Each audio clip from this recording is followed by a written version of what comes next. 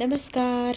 ठरलं तर मग ह्या मालिकेत आपण पाहत आहोत इथे सायलीने चांगलाच धडा शिकवला आहे प्रियाला, जी पाठलाग करत होती तिला जड पिशव्या अशा उचलायला भाग पाडलं, कारण तिने शॉपिंगच इतकं केलं आणि ते शॉपिंगच्या बॅगा इथे प्रियाला उचलायला लावल्या. आणि घरी आल्यानंतर ती पुन्हा अर्जुनला फोन करते आणि लोकेशन घेते कुठल्या शाळेत आहे. मग ते दोघंजण मिळून त्या ठिकाणी जातात. तिथे शाळेत गेल्यानंतर त्यांना खऱ्या बबलीचा पत्ता मिळाला आहे आणि सदाशिव लोखंडे यांना 5 मुली होत्या. जी बबली अस्तित्वातच नाही आहे असं म्हणणं होतं, ती तर इथे पुराव्यासकट शाळेच्या रजिस्टरमध्ये दिसते. ही जी चाल खेळली आहे ही बहुतेक आपल्यासोबत नागराजने खेळलेली असावी. दोन्हीही कुटुंबांना फसवणारा दुसरा तिसरा व्यक्ती कोणी नसून हा नागराजच आहे. पण प्रियाला त्याने कधी ह्या गोष्टीत ओढलं, या सगळ्या गोष्टींमध्ये प्रियाची इन्व्हॉल्वमेंट कधी झाली, आता हे आपल्याला शोधायला हवं असं सायलीचं म्हणणं असतं. आणि जे गाठोडं सायलीचं म्हणून सगळ्यांना दाखवले जात होतं ते गाठोडं खरं तर प्रियाचं आहे, हे सत्य आता अर्जुन आणि सायलीने शोधलेलं आहे. इथे मैनावती फोन करून प्रियाला सांगू लागते की मला पैशांची गरज आहे. तर ती म्हणते दरवेळेला पैसे कुठून आणायचे आणि घडी मला फोन करू नको. एकतर आपल्या अर्जुन आणि सायली आपल्या मागे लागले, त्यात माझ्यावरती जास्तच लक्ष ठेवते. आता तुझ्या घराच्या अवतीभोवती पण ते कधीही चौकशी करताना दिसू शकतात, तर त्यांच्यावर बारीक लक्ष ठेव असं ती त्यांना फोन करून सावध करते आणि मोबाईलवरती पैसेही टाकते. इकडे आपल्याला हेही पाहायला मिळेल की चैतन्य अर्जुनला फोन करून एका क्लायंटला अटक झाली, तर त्याची केस आपल्याकडे तर आपल्याला लगेच निघायला हवं असं सांगू लागतो. पुढे आपल्याला हेही पाहायला मिळेल की इथे सचिनला त्याचं वॉलेट मिळत नसतं. तो टेन्शनमध्ये येतो. लगेच अस्मिता त्याचं वॉलेट सापडून देते.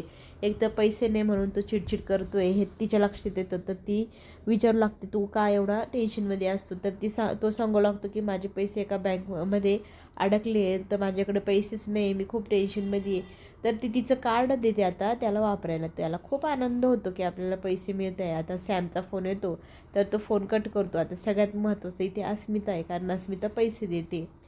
इथे पोलीस स्टेशनमध्ये गेल्यानंतर तिथे नेमकाच नागराज तिथे आलेला असतो सही करायला आणि दोघांची गाठ भेट होते, अर्जुनची नागराजची. तर तो म्हणू लागतो की मी दिलेलं कोडं सोडवलं की नाही, का माझी गरज आहे. अर्जुन इथे मोठे मोठे डोळे करून त्याच्याकडे पाहतो आणि म्हणतो मला तुझी गरज नाही, मी माझं कोडं सोडवू शकतो. इथे नागराजच्या लक्षात आलं आहे की अर्जुनने कोडं सोडवलं आहे, त्याला उत्तरही मिळाले. आता टेन्शनवाली बात हो गई नागराजसाठी. घरी सगळेजण आईस्क्रीम खात असतात. जेवण झाल्यानंतर अस्मिताईच्या बाळाचं नाव काय ठेवायचं म्हणून चर्चा सुरू झालेली असते. आता त्याच वेळेला इथे सचिनला विचारलं जातं सायलीने की तुमच्या मुलाचं नाव तुम्हाला काय ठेवायचं. तर तो म्हणतो मला ह्या गोष्टीत इंटरेस्ट नाही. तर असा कुठला बाप आहे ज्याला इंटरेस्ट नाही असं अस्मिता म्हणते. तर तो म्हणतो तुला हवं ते ठेव, मला नाही सुचते. तर तो तिच्यावर इतकं जोरात रागवतो आणि तिथून उठून निघून जातो. सगळ्यांना ही गोष्ट फार खटकते की हा असा का वागतो, हा काही सुधारलेला नाही अजून, याचा अर्थ. अस्मिता म्हणते नाही तो खूप सुधारला आहे, पण तो सध्या टेन्शनमध्ये आहे, त्याच्याकडे पैसे नाही, त्याचं बँक अकाउंट फ्रीज झालं आहे, तो नक्की सुधरेल, काही काळजी करू नका असं ती सगळ्यांना सांगते. पुढील भागामध्ये येणार आहे एक मोठा ट्विस्ट.